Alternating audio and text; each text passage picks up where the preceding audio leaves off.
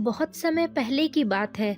एक राजा के मंत्री भगवान के बहुत बड़े भक्त थे। किसी भी बात पर वो यही कहते थे कि भगवान जो करेंगे अच्छा करेंगे। एक दिन राजा का बेटा मर जाता है और मंत्री को जब पता चलता है तो वो यही कहते हैं कि भगवान भला करेंगे। राजा को ये बात सुनकर बहुत बुरा लगा, लेकिन उसने अपने मंत्री को कुछ नहीं कहा। कुछ दिनों के बाद जब राजा की पत्नी की भी मृत्यु हो गई और मंत्री ने फिर से वही कहा कि भगवान भला करेंगे, राजा फिर चुप रहा और उसने मंत्री को कुछ नहीं कहा। राजा एक दिन अपनी तलवार की धार को उंगली से देख रहा था और धोखे से उसकी उंगली कट गई। मंत्री ने फिर से वही कहा कि भगवान भला करेंगे।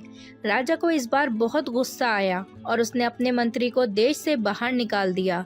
मंत्री जी को कुछ समझ में नहीं आ रहा था कि क्या करें और कहाँ जाएं। अब वो जंगल की ओर चल दिए। एक दिन राजा जंगल में शिकार करने गया। वहाँ वो जंगल में आदिवासियों के बीच फंस गया। उस समय वहाँ बलि चढ़ाने की प्रथा थी। अब बलि के लिए उन्हें जंगल में कुछ नहीं मिल रहा था कि अचानक उनकी नजर राजा पे पड़ी। अब आदिवासियों ने राजा को पकड़कर उन्हें बंदी बना लिया और सोचा कि राजा की ही बलि चढ़ा दी जाए।